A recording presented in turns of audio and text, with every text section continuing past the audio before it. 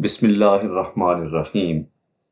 رسول اللہ صلی اللہ علیہ وآلہ وسلم کے وہ اصحاب جن کو رسول خدا صلی اللہ علیہ وآلہ وسلم نے جنت کی بشارت دی، ان کو عشرہ مبشرہ کے مبارک نام سے یاد کیا جاتا ہے، جن میں جلیل القدر صحابہ کرام شامل ہیں۔ انہی روشن اور تابندہ ستاروں میں ایک نام حضرت طلحہ بن عبید اللہ کا ہے۔ آپ کی کنیت ابو محمد قریشی ہے۔ آپ کو یہ اعزاز بھی حاصل ہے کہ آپ سابقون الاولون کی فہرست میں بھی شامل ہیں۔ اس کے علاوہ آپ تمام غزوات میں رسول اللہ صلی اللہ علیہ وآلہ وسلم کے شانہ بشانہ جہاد میں شریک رہے۔ قبل از اسلام آپ ایک تجارتی قافلے کے ہمراہ جا رہے تھے۔ جب یہ قافلہ بصرہ شہر پہنچا تو بڑے بڑے قریشی تاجر خرید و فروخت کرنے کے لیے وہاں کی مقامی منڈیوں کی طرف چل دیے۔ طلحہ ابھی نو عمر تھے اور میدان تجارت میں نوخیز، لیکن بلاہ کی ذہانت اور بصیرت کی وجہ سے یہ میدان تجارت میں کامیاب ہونے کی پوری صلاحیت رکھتے تھے۔ طلحہ رضی اللہ تعالی عنہ صبح و شام اس منڈی میں جایا کرتے جہاں ہر جگہ سے آنے والے تاجروں کا ہجوم رہتا۔ اس سفر میں انہیں ایک واقعہ درپیش آیا جس نے ان کی زندگی کا رخ تبدیل کر دیا۔ طلحہ بن عبید اللہ بیان کرتے ہیں کہ ہم بصرہ کے بازار میں خرید و فروخت میں مشغول تھے کہ اچانک ایک راہب لوگوں میں یہ منادی کرنے لگا کہ اے تاجرو، مجھے بتاؤ کیا تم میں کوئی ایسا شخص بھی ہے جو مکے سے آیا ہو؟ حضرت طلحہ فرماتے ہیں کہ میں اس کے بالکل قریب کھڑا تھا۔ میں جلدی سے بولا، ہاں میں مکہ مکرمہ سے آیا ہوں۔ اس نے پوچھا، کیا تم میں احمد کا ظہور ہو چکا؟ میں نے پوچھا، احمد کون؟ اس نے ابن عبداللہ بن عبد المطلب کہا۔ وہ آخری نبی ہوگا، مکہ میں پیدا ہوگا اور مدینہ کی طرف ہجرت کرے گا۔ راہب نے مجھے کہا کہ اے نوجوان، تو جلدی سے اس کے پاس جانا۔ طلحہ کہتے ہیں کہ اس راہب کی باتیں میرے دل میں گر کر گئیں۔ میں نے تجارتی منڈی کو اسی وقت خیر باد کہا اور مکہ کی جانب تیزی سے روانہ ہو گیا۔ جب میں وہاں پہنچا تو گھر والوں سے پوچھا کہ مکہ میں کیا کوئی نیا واقعہ رونما ہوا ہے؟ تو گھر والوں نے بتایا، ہاں محمد بن عبداللہ نے نبی ہونے کا اعلان کیا ہے۔ ابو قحافہ کے بیٹے ابو بکر نے اس کی بات مان لی ہے۔ حضرت طلحہ بیان کرتے ہیں کہ میں ابو بکر رضی اللہ تعالیٰ عنہ کو پہلے سے جانتا تھا۔ یہ بڑے نرم خو، ہمدرد اور ہر دل عزیز انسان تھے۔ میں بغیر کسی انتظار کے سیدھا ان کے پاس گیا اور پوچھا، یہ بات درست ہے کہ محمد بن عبداللہ نے نبوت کا دعویٰ کر دیا ہے اور آپ ان کے مطیع اور فرما بردار بن گئے ہیں؟ انہوں نے اپنے اسلام قبول کرنے کا سارا ماجرا میرے گوش گزار کیا، تو میں نے انہیں راہب کی تمام باتوں سے آگاہ کیا، تو وہ میری بات سن کر حیران اور ششدر رہ گئے اور کہنے لگے کہ میرے ساتھ چلو اور خود محمد صلی اللہ علیہ وآلہ وسلم کی خدمت اقدس میں یہ باتیں پیش کرو اور ان کی باتیں سنو تاکہ تم دائرہ اسلام میں داخل ہو سکو۔ طلحہ کہتے ہیں کہ میں حضرت محمد صلی اللہ علیہ وآلہ وسلم کی خدمت اقدس میں حاضر ہوا۔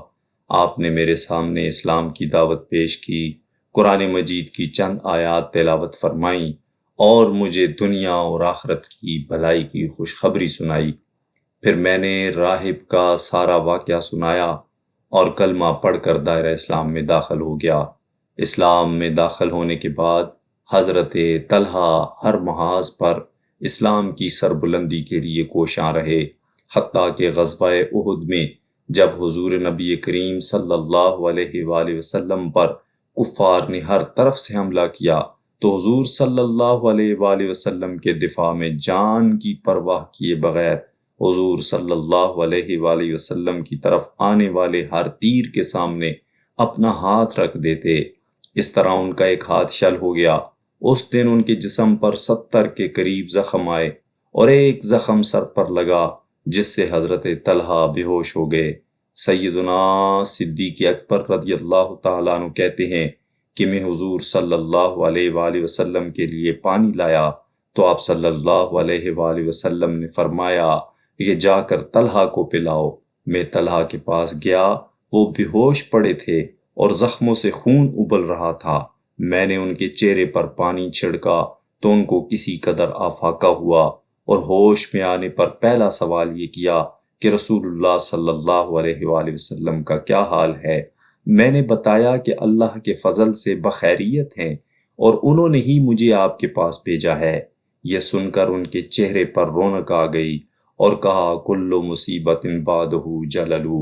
پھر دن تیزی سے گزرتے گئے، واقعات اور داستانیں جنم لیتی رہیں اور حضرت طلحہ بن عبید اللہ ترقی اور کمال کی منازل طے کرتے ہوئے آگے بڑھتے رہے، یہاں تک کہ اسلام اور مسلمانوں کی خدمت کی وجہ سے رسول اللہ صلی اللہ علیہ وآلہ وسلم انہیں نیک طلحہ، سخی طلحہ اور فیاض و فراخ دل طلحہ کے لقب سے پکارتے، اور غزوہ احد کے بعد تو آپ کو رسول اللہ صلی اللہ علیہ وآلہ وسلم زندہ شہید کے نام سے پکارتے۔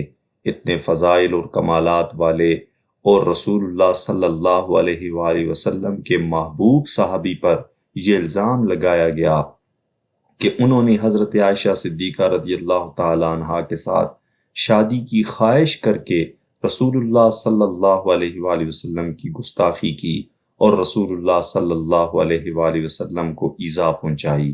اس سلسلے میں اہل سنت کی معتبر کتب تفسیر سے جن روایات کا سہارا لیا گیا وہ پیش خدمت ہے۔